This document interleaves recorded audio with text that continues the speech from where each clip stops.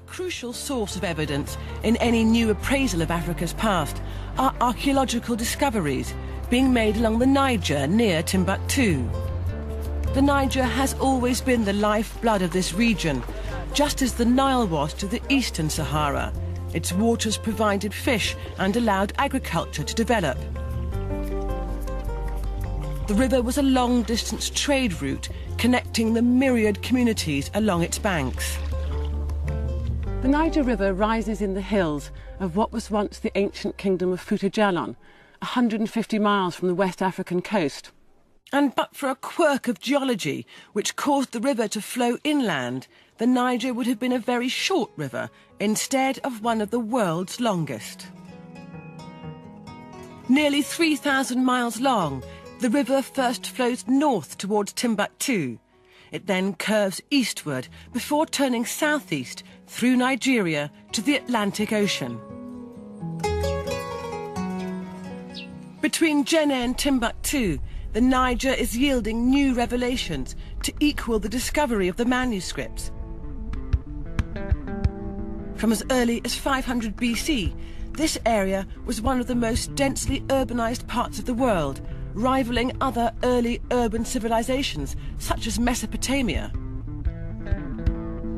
Doug Park is part of an American team that over recent years has extensively surveyed the region's wealth of archaeological sites. When we met, Doug was about to begin excavating a huge city site 10 miles south of Timbuktu. So how typical is a site like this in Mali? How many might there be? Well, there is a lot.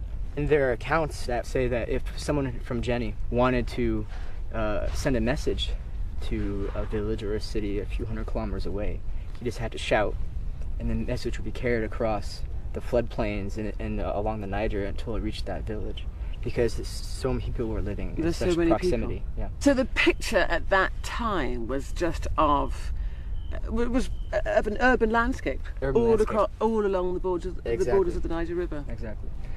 So read this landscape for me. Here, what you look for are these gray areas. Yeah, where it looks kind of earthy. That is this massive pottery carpet. It spreads around an area somewhere between 70 and 100 hectares. Which is enormous. It's massive. This city rivals the size of the great cities of Mesopotamia, like Ur or Uruk. So how does that compare to modern Timbuktu? Well, to the old Medina of Timbuktu, it's maybe twice the size. And if you put that in comparison to the size of Timbuktu in regards to the rest of the world's cities during the Middle Ages, Timbuktu was somewhere around twice the size of London. Timbuktu is twice the size of London. And this site is twice the size of Timbuktu. Wow.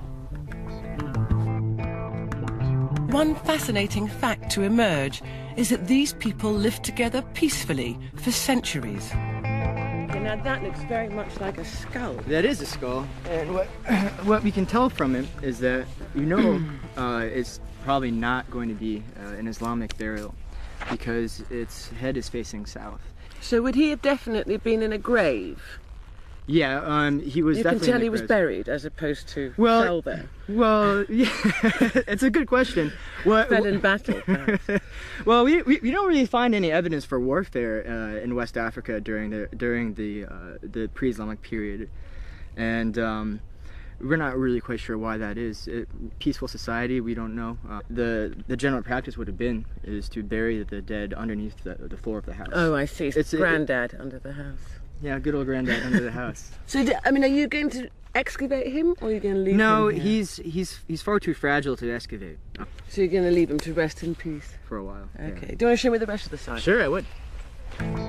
These densely packed, interdependent communities each had a specific skill base. Some were farmers, others fishermen. There were potters and metal workers. Their activities cleared forests that once covered this landscape. Some iron slag, and you see here, this is the byproduct of iron smelting. So now, if you could imagine, the amount of wood to make charcoal, amount of charcoal to fire the furnaces to melt the iron ore is an immense amount of wood. So there must have been trees. There must have been a lot of trees. Especially African hardwood trees, and you only have acacia now, and that's it. So, Could it be as a result of the smelting? absolutely. Much of the pottery carpeting this site served the same purpose as our tin cans and plastic bags. Oh, look at this. This is a pestle. Oh, wow. Yeah. I've got one at home. Yeah. This one's pretty well Some made, things too. don't change. No, yeah, no, they absolutely. stay the same for the most part, at least some of the real basic stuff. So, I mean, we're getting... Oh, here, look, here's a grindstone here, as you see. These two are probably a pair, actually. Doug has described a cityscape whose architecture would have looked much like the villages still dotted around Timbuktu. It's just the density that's changed. It's amazing to learn that right here on this spot, there once existed a civilization 2,000 years ago, as old as Christianity, the size of which rivaled modern Timbuktu over there. And in terms of its antiquity, Timbuktu and the manuscripts dating back to the 11th century are beginning to look relatively, well, modern.